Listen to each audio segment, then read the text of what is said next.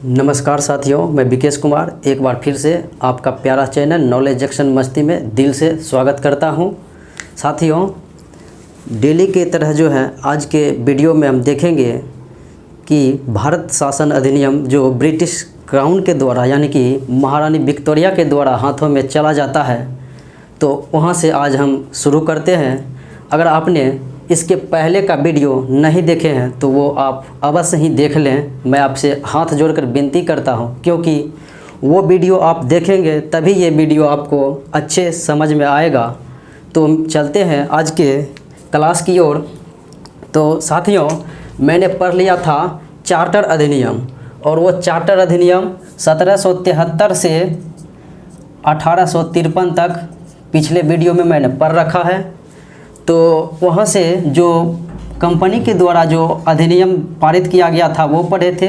लेकिन उसके बाद क्या हुआ, भारत में 1857 ईस्वी का एक प्रसिद्ध घटना हुआ जिसे भारत का प्रथम स्वतंत्रता संग्राम कहा जाता है। तो उनमें जो क्या हुआ कि बहुत सारे भारतीय ने ब्रिटिश का विरोध किया, और ऐसा स्थिति आया कि ब्रिटिश को वो कंपनी के शासन को समाप्त करके उनको अपना नियंत्रण जो है भारत पर वो ब्रिटिश क्राउन के हाथ में लेना पड़ा। यानी वहाँ के राजा या रानी के पास ये जो है यहाँ का शासन जाना तय हो गया कि तभी वो शासन कर सकते थे भारत पे। तो वही हुआ, तो वो था भारत शासन अधिनियम 1858 जो ब्रिटिश क्राउन के द्वारा पारित किया गया था। तो इसमें क्या व्यवस्था हुआ था कि भारत का शासन जो है वो कंपनी से लेकर जो है ब्रिटिश क्राउन यानी कि ब्रिटिश के ताज के पास भेज दिया गया, और वो ताज ब्रिटिश के पास था, महारानी विक्टोरिया के पास। तो कंपनी के शासन को भारत से समाप्त करके भारत पर शासन महारानी विक्टोरिया का आ गया, यानी ब्रिटिश क्राउन के पास भेजा गया। और इसके बाद साथियों, सबसे पहली बात इसकी विशेषता यही रहा कि इस अधिनियम के द्वारा भारत शासन अधिनियम 1858 ईस्वी के द्वारा जो है मैंने पढ़ा था गवर्नर जनरल शब्द, जो कि बंगाल के गवर्नर जनरल होते थे वारेन हेस्टिंग। उसके बाद बंगाल के गवर्नर जनरल को भारत का गवर्नर जनरल कर दिया गया 1833 के चार्टर अधिनियम, जिसके तहत विलियम बेंटिंग पहला भारतीय बने थे गवर्नर जनरल। उसके बाद क्या हुआ, भारत शासन अधिनियम 1858 में गवर्नर जनरल का नाम बदल दिया गया, यानी गवर्नर जनरल शब्द पद को जो है समाप्त कर दिया। इनके जगह वायसराय कर दिया गया था। गवर्नर जनरल को समाप्त करके भारत का वायसराय पद का सृजन कर दिया गया। और ये वायसराय जो होते थे, इनका मतलब होता है ब्रिटिश ताज का प्रत्यक्ष प्रतिनिधि। यानी ये वायसराय जो होते थे वो ब्रिटिश रानी राजा या जो होंगे उनका जो है प्रत्यक्ष प्रतिनिधि के रूप में यहाँ काम करते थे ब्रिटिश क्राउन के द्वारा। तो ये हो गया, यानी ब्रिटिश ताज का प्रत्यक्ष प्रतिनिधि कौन था, तो वो था वायसराय। यह पद की व्यवस्था 1858 के अधिनियम में किया गया। और इसके तहत जो है अंतिम गवर्नर तथा पहला वायसराय, यानी भारत के अंतिम गवर्नर, क्योंकि जब वारेन ये जो है लॉर्ड कैनिंग यहाँ पे आया तो कुछ दिन उन्होंने गवर्नर के रूप में भी काम किया, और उसके बाद जब ये अधिनियम पारित हुआ तो वो वायसराय के रूप में काम किया।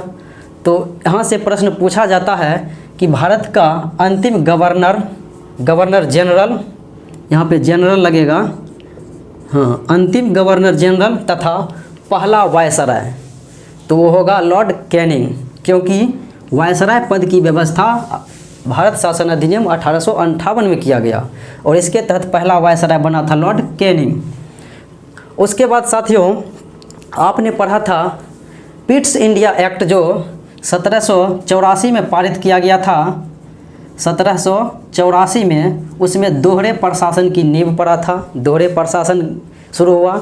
और इसमें दोहरे प्रशासन में था बोर्ड ऑफ डायरेक्टर जो व्यापारिक मामले को देखता था, और एक था बोर्ड ऑफ कंट्रोलर जो राजनीतिक मामले को देखता था। यानी कंपनी से अलग पद था ये board of director plus board of controller. एक व्यापारिक मामले को देखरेख करता था और दूसरा जो था कंट्रोलर, ये राजनीतिक मामले को। तो इन पदों को जो है भारत शासन अधिनियम 1858 में समाप्त कर दिया गया, यानी इन पदों को समाप्त कर दिया गया भारत शासन अधिनियम 1858 के द्वारा। और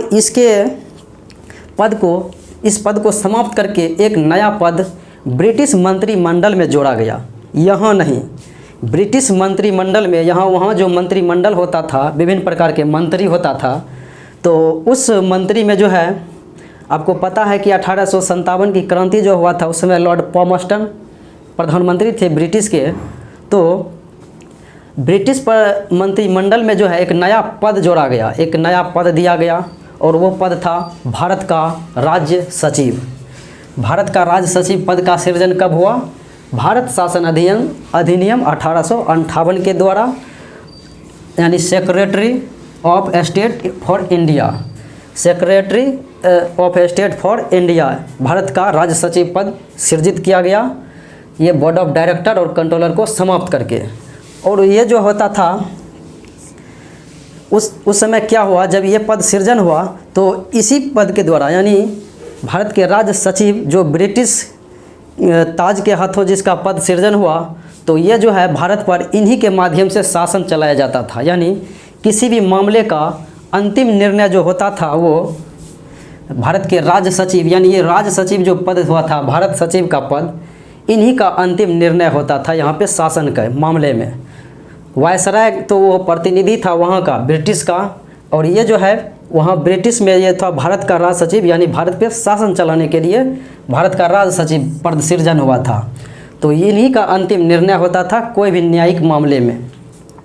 तो ये राज्य सचिव जो होता था, इनको सलाह देने के लिए एक भारत परिषद का गठन किया गया था। राज्य सचिव को सलाह देने के लिए, उनको सहायता के लिए एक 15 सदस्य वाला भारत परिषद का जो है पद गठन किया गया, भारत परिषद का गठन किया गया, जिनमें 15 सदस्य होते थे।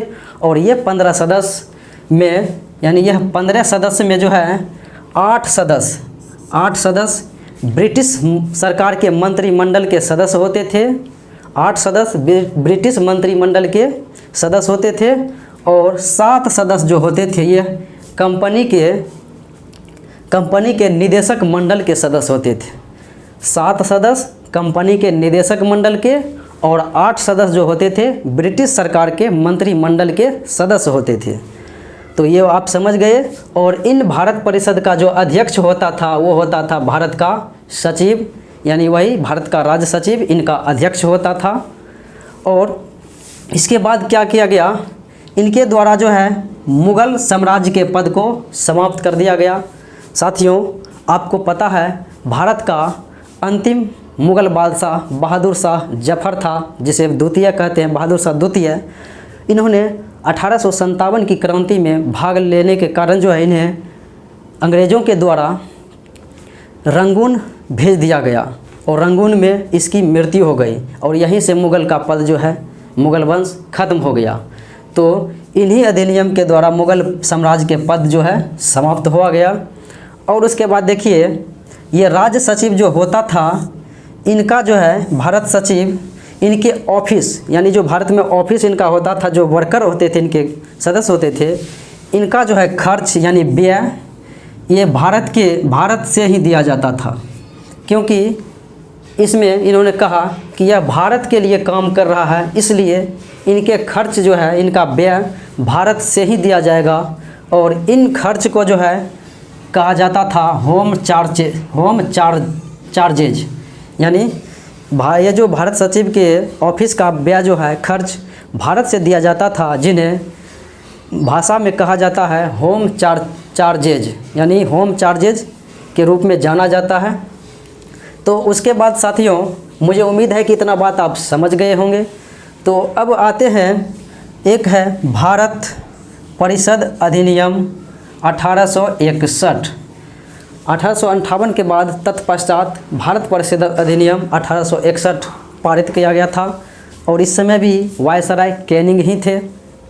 और इनमें क्या किया गया, इनमें सबसे पहला व्याख्या हुआ कि विधान सभा और विधान परिषद, जो अभी दो संस्थाएं आप देख रहे हैं किसी भी राज्य में विधानसभा या विधान परिषद होते हैं, तो इनका सर्वप्रथम जो है गठन, इनकी स्थापना यहीं से मिलता है भारत शासन अधिनियम 1861। इन्हीं के द्वारा विधानसभा और विधान परिषद का गठन किया गया, स्थापना किया गया। और इनके बाद इनमें एक और विशेषता यह था कि इनमें जो वायसराय होते थे, उन वायसराय को एक अध्यादेश जारी करने की शक्ति दिया गया था। यानी विकट परिस्थिति में कोई भी वो आदेश जारी कर सकते हैं, वो अध्यादेश जारी कर सकते हैं जिनकी अवधि होता था 6 महीने। यानी वो 6 महीने के लिए जो है वायसराय अध्यादेश जारी कर सकता था। यह व्यवस्था भारत परिषद अधिनियम 1861 में किया गया। और उसके बाद आते हैं अगले, और इसमें क्या किया गया साथियों, इसमें पहली बार विधान परिषद में जो है सदस्यों का मनोनयन किया गया। क्योंकि आपको पता है कि इनमें जो है विधान परिषद में सदस्यों का, विधान परिषद और गठन जो है इसी में हुआ, तो इसी के द्वारा जो है विधान परिषद में भारतीय को जो है विधान परिषद में मनोनीत करने का अधिकार दिया गया था भारतीय सदस्यों को। तो विधान परिषद में भारतीय सदस्य को मनोनीत किया गया था। और यह 1862 ईस्वी में सर्वप्रथम मनोनीत किया गया था लॉर्ड कैनिंग के द्वारा।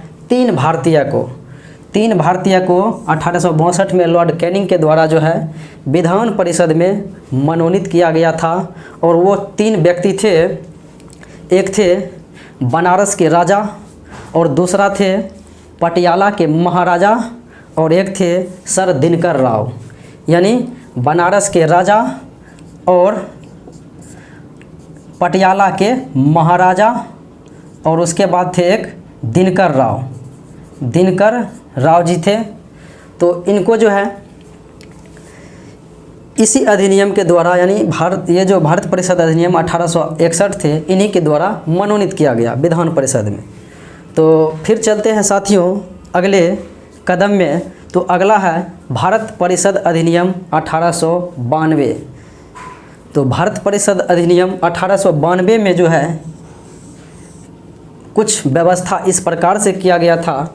केंद्रीय विधान परिषद तथा प्रांतीय, यानी प्रांत स्तर में और केंद्र स्तर में अप्रत्यक्ष निर्वाचन प्रणाली की शुरुआत हुई थी 1892 के भारत परिषद अधिनियम में।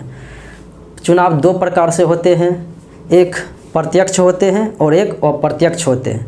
प्रत्यक्ष यानी जनता जिसको चुनता है वो प्रत्यक्ष हो गया। अप्रत्यक्ष वो हुआ जो जनता के द्वारा जो चुने गए प्रतिनिधि होते हैं, वो जनता पर शासन करने के लिए जो चुनते हैं वो हो गया अप्रत्यक्ष। जैसे आप जो है राष्ट्रपति का चुनाव नहीं कर, आप वोट नहीं डालते हैं, लेकिन राष्ट्रपति को जो वोट डालने वाले व्यक्ति होते हैं आप उनका चुनाव करते हैं। तो राष्ट्रपति का वोट जो हो गया वो अप्रत्यक्ष हो गया, और आपने जिसको चुना उसको वोट देने के लिए वो हो गया प्रत्यक्ष। तो यह जो है इनका शुरुआत यहीं से हुआ, भारत परिषद अधिनियम 1892। उसके बाद साथियों केंद्रीय विधान परिषद में भारतीय सदस्य को जो है वार्षिक बजट पर जो है बहस करने तथा प्रश्न पूछने की शक्ति प्रदान की गई थी। यानी केंद्रीय जो विधान परिषद होता था उनमें इसके पहले जो है भारतीय सदस्य उनमें बजट में जो है ना ही बहस किया करते थे और ना ही उनसे प्रश्न पूछे जा सकते थे।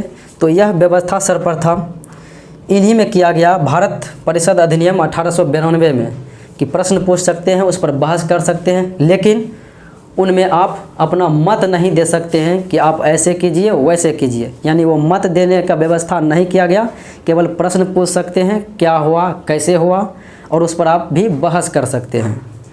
तो उम्मीद है कि साथियों इतना बात आप जो है समझ गए होंगे। तो फिर हम अगले भारत परिषद अधिनियम 1909 की ओर प्रवेश कर रहे हैं। तो भारत परिषद अधिनियम 1909 इनकी विशेषताओं जो है काफ़ी महत्वपूर्ण है, क्योंकि भारत में अगर विभाजन का कोई पहला प्रमाण देखिएगा तो आपको यही अधिनियम है, भारत परिषद अधिनियम 1909, जिनसे प्रमाण आपको मिलेगा और सिद्ध होगा।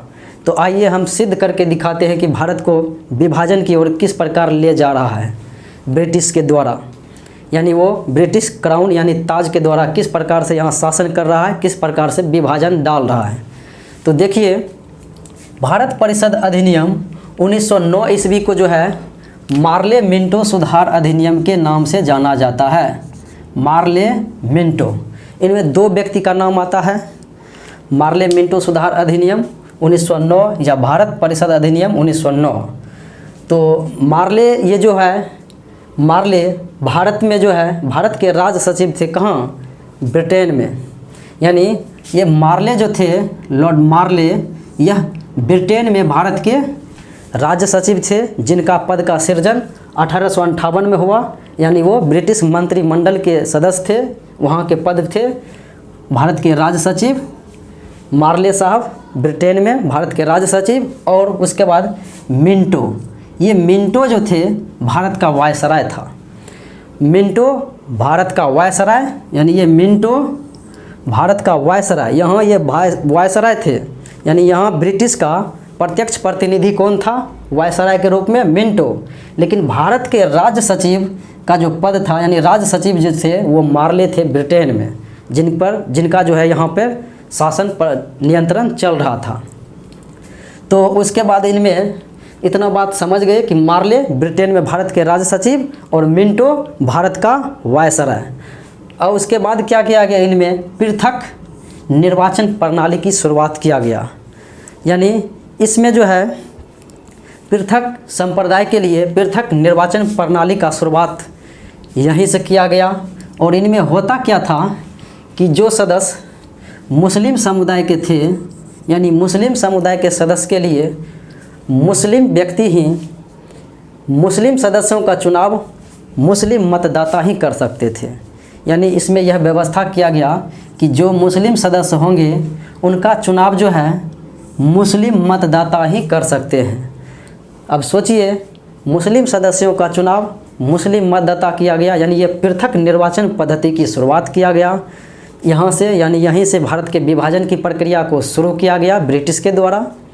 तो इनके द्वारा जो है मुस्लिम मतदाता अपना मुस्लिम समुदाय के जो है सदस्य को चुन सकते थे। और इस प्रकार में आप जानते हैं कि सांप्रदायिक निर्वाचन के जनक लॉर्ड मिंटो को माना जाता है। भारत में सांप्रदायिक यानी संप्रदाय के आधार पर, यानी ये जाति के आधार पर जो है, यानी संप्रदाय या धर्म के आधार पर भारत में निर्वाचन का जनक किसे मानते हैं, लॉर्ड मिंटो को। क्योंकि यही जो है व्यक्ति, यही वायसराय, भारत में पृथक निर्वाचन की शुरुआत किया गया, यानी सांप्रदायिक निर्वाचन, संप्रदाय के आधार पर निर्वाचन। तो आप जान गए कि भारत का विभाजन की प्रक्रिया यहीं पे चालू हो गया।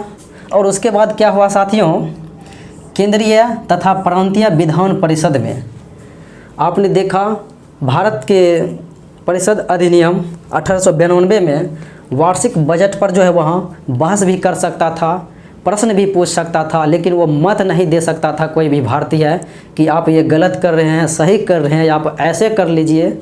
तो वो व्यवस्था जो है प्रश्न पूछने तथा मत देने का अधिकार मिला था भारत परिषद अधिनियम 1909 या मार्ले मिंटो सुधार अधिनियम 1909 के द्वारा जो है केंद्रीय तथा प्रांतीय विधान परिषद में वार्षिक बजट बहस पर जो है प्रश्न पूछ सकते हैं। ये तो पहले भी व्यवस्था था, लेकिन अपना मत दे सकते हैं कोई भी भारतीय। यह व्यवस्था सर्वप्रथम किया गया भारत परिषद अधिनियम 1909 में। तो उसके बाद भारत की कार्यपालिका परिषद में भारतीय सदस्य को चुने जाने की व्यवस्था। साथियों, इनमें एक और प्रमुख विशेषता था इस अधिनियम का, यानी भारत परिषद अधिनियम 1909 ईस्वी का, कि इनमें जो है वायसराय की जो कार्यपालिका परिषद होते थे, यानी उनके कार्य करने की जो परिषद होते थे कार्यपालिका में, उनमें भारतीय सदस्य को जो है शामिल करने की व्यवस्था किया गया। यानी वायसराय की कार्यपालिका परिषद में भारतीय सदस्य को जो है, कोई भी भारतीय व्यक्ति को शामिल किया गया। वो भारत परिषद अधिनियम 1909 के द्वारा, और इस तरह से जो है वायसराय की कार्यपालिका परिषद में शामिल होने वाले पहला भारतीय था सत्येंद्र प्रसाद सिन्हा। ये बार बार पूछा जाता है, वायसराय की कार्यपालिका परिषद में शामिल होने वाला जो है पहला भारतीय कौन था? सत्येंद्र प्रसाद सिन्हा। ये बात आप याद कर लीजिए। देखिए, कार्यपालिका के परिषद में भारतीय सदस्य को शामिल किया गया 1909 के अधिनियम में, लेकिन विधान परिषद में मनोनीत करने का जो शक्ति दिया गया था वो 1861 के अधिनियम में। इनमें विधान परिषद में भारतीय सदस्य को मनोनीत कर सकते हैं, चुन सकते हैं, लेकिन वायसराय के कार्यपालिका परिषद में जो है भारतीय सदस्य को शामिल किया गया सत्येंद्र प्रसाद सिन्हा को भारत परिषद अधिनियम 1909 में। कार्यपालिका में 1909 के द्वारा, लेकिन मनोनीत करेगा विधान परिषद में 1861 में। तो इतना बात आप समझ गए हैं। मैं अपने भाषा में आपको समझा रहा हूँ ताकि आप अच्छे से समझ सकें। तो साथियों, उसके बाद मेरा है भारत शासन अधिनियम 1919। ये काफ़ी महत्वपूर्ण है, एग्ज़ाम की दृष्टि से या कुछ भी दृष्टि से कहिए, ये काफ़ी महत्वपूर्ण है। भारत शासन अधिनियम 1919 या जिसे मॉन्टेग्यू जेम्स फोर्ड सुधार अधिनियम के नाम से जाना जाता है। यानी एग्जाम में पूछा जाता है मार्ले मिंटो सुधार अधिनियम कब हुआ? 1909। मॉन्टेग्यू जेम्स फोर्ड सुधार अधिनियम कब हुआ? 1919। यानी भारत शासन अधिनियम को जो है 1919 को मॉन्टेग्यू जेम्स फोर्ड सुधार अधिनियम भी कहा जाता है। और वही बात है, मॉन्टेग्यू ये जो है ब्रिटेन में थे भारत के राज सचिव। जिस प्रकार मार्ले ब्रिटेन में भारत के राज सचिव, उसी प्रकार मॉन्टेग्यू ये जो थे ब्रिटेन में भारत के राज सचिव थे, वहाँ से जो है इन पर शासन व्यवस्था अपना बरकरार रखते थे। और उसके बाद जेम्स फोर्ड यह जो थे भारत का वायसराय थे। यहाँ भारत का वायसराय यानी भारत में वायसराय थे जेम्स फोर्ड, लेकिन मॉन्टेग्यू भारत का राज सचिव थे। कहाँ? ब्रिटेन में, जहाँ से भारत पर अपना प्रशासन नियंत्रण करते थे। और उसके बाद साथियों, इनमें सर्वप्रथम महत्वपूर्ण बात था क्या कि भारत शासन अधिनियम 1919 के द्वारा जो है केंद्र में द्विसदनीय व्यवस्था किया गया। केंद्र में, प्रांत में नहीं, केंद्र में, यानी केंद्र में द्विसदनीय व्यवस्था। द्विसदनीय का अर्थ होता है दो सदन।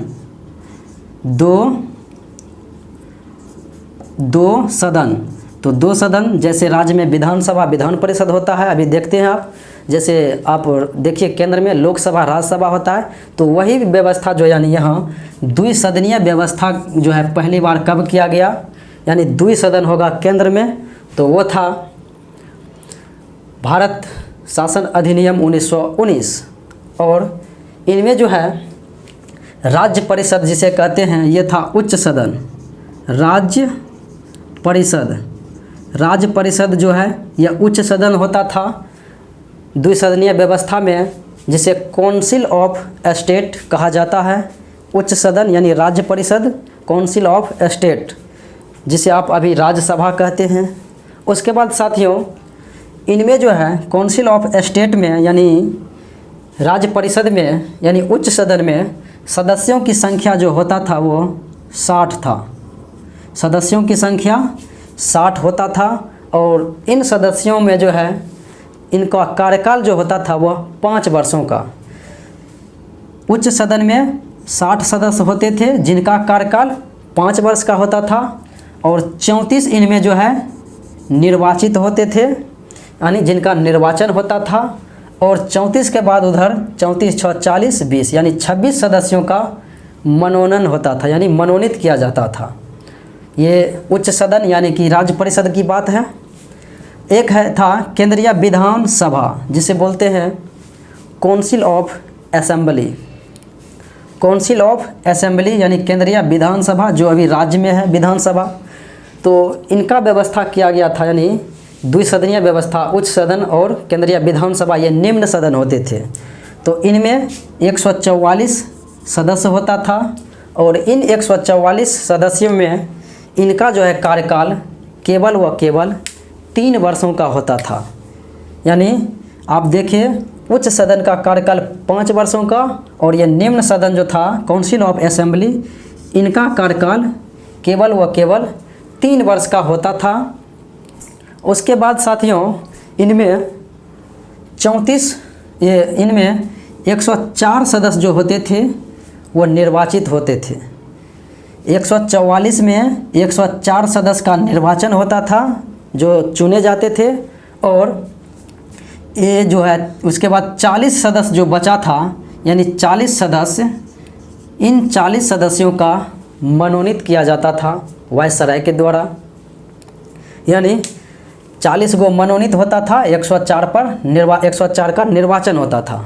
और उसके बाद साथियों आगे है कि इनमें सर्वप्रथम इतना तो व्यवस्था आप देख लिए, और सबसे महत्वपूर्ण व्यवस्था एक और है कि इनमें प्रांतों में जो है द्वैध शासन व्यवस्था की शुरुआत की गई। यानी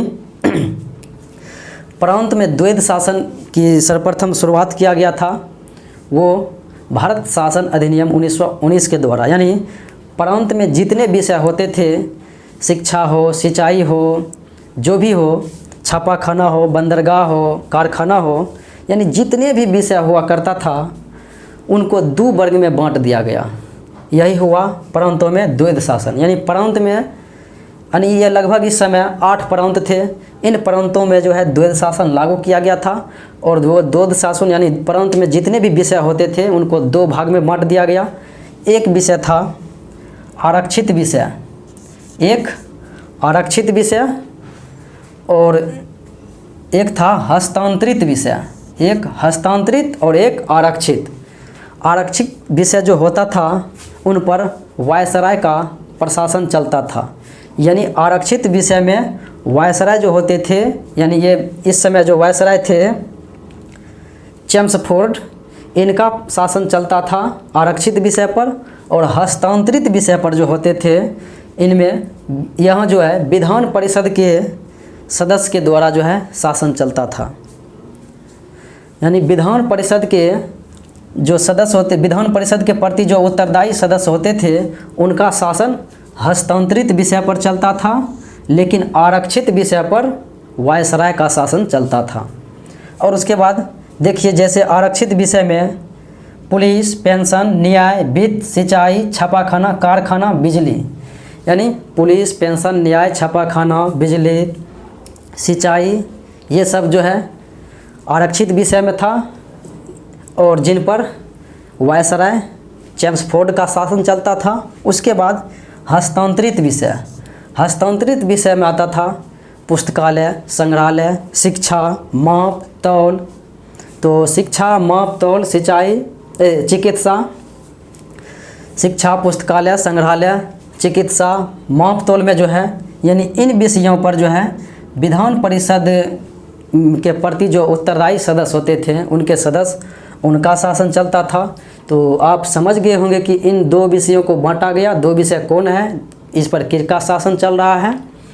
साथियों प्रांतों में द्वैध शासन है और केंद्रीय, यह जो है केंद्र में द्विसदनात्मक, यानी द्विसदनात्मक, केंद्र में 2 सदन 1919 में, प्रांत में द्वैध शासन, 2 शासन 2 प्रकार के। तो ये हो गया प्रांत में 1919 में। लेकिन यही रहेगा अगर केंद्र में आप आगे पढ़ेंगे, केंद्र में इनको 1935 के अधिनियम में केंद्र में जो है द्वैध शासन प्रणाली की शुरुआत किया गया। तो केंद्र वाला आप पढ़ेंगे 1935 में, लेकिन ये प्रांत वाली बात 1919 में। यानी ये द्विसदनीय और ये प्रांत में द्वैध शासन दोनों अलग है, और वहाँ केंद्र में द्वैध शासन लगेगा वो अलग होगा। तो उसके बाद इसमें क्या किया गया कि पहली बार केंद्रीय बजट को राज्य बजट से अलग किया गया।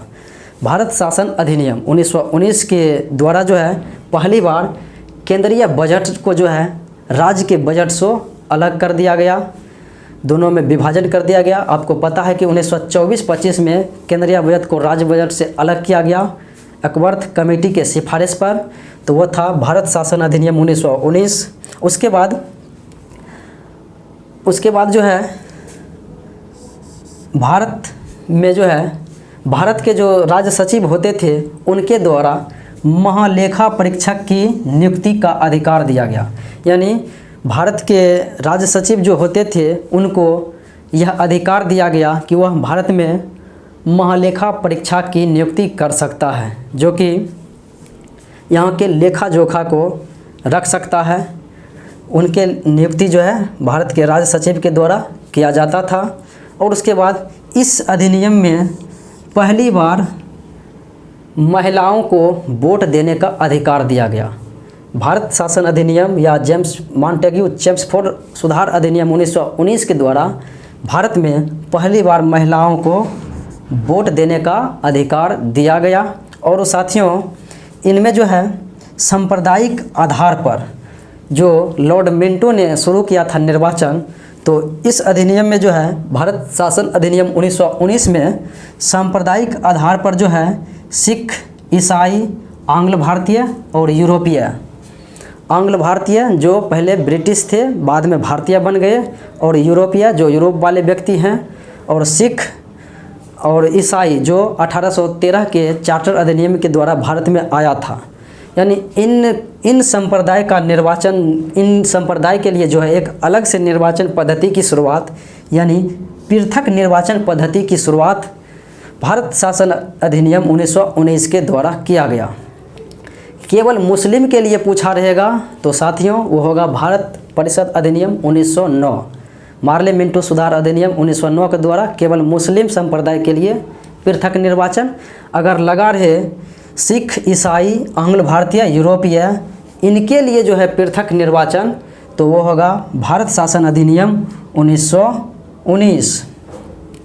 और प्रांतों में द्वैध शासन के जनक मैंने नहीं बोला था, भूल गया था। प्रांत में जो द्वैध शासन लगाया था उनका जनक लियोनस कार्टियस को कहा जाता है।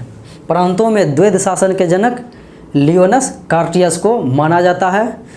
यह बार बार पूछा जाता है, आप इनको याद कर लीजिए। प्रांतों में द्वैध शासन के जनक लियोनस कार्टियस। और उसके बाद साथियों, आपने एक केंद्रीय लोक सेवा आयोग का नाम सुना है जो अभी यूपीएससी के नाम से जाना जाता है। तो केंद्रीय लोक सेवा आयोग की जो है स्थापना भारत शासन अधिनियम 1919 के द्वारा ही व्यवस्था किया गया था। इनके लिए जो है एक आयोग गठन किया गया था जिनका नाम है ली आयोग।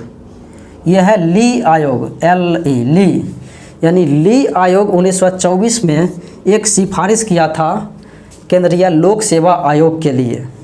ली आयोग 1924 में सिफारिश किया था केंद्रीय लोक सेवा आयोग के लिए। और इनकी स्थापना जो है केंद्रीय लोक सेवा आयोग की स्थापना 1926 में हुआ। केंद्रीय लोक सेवा आयोग की स्थापना 1926 में हुआ, लेकिन इनका स्थापना का सिफारिश किया था ली आयोग 1924, और यह स्थापना हुआ था भारत शासन अधिनियम 1919 के द्वारा। तो साथियों, आज का ये था मेरा क्लास। अपना भाषा में आपको समझाने का प्रयास किया गया मेरे द्वारा। तो मुझे उम्मीद है कि आपने अगर इतना सारा बात सुन लिए होंगे और आप यहाँ तक वीडियो देख लिए होंगे तो धैर्य के साथ, तो आपको ये बात समझ में अवश्य आ गया होगा, ये मेरा वादा है। तो साथियों, आज इतना ही।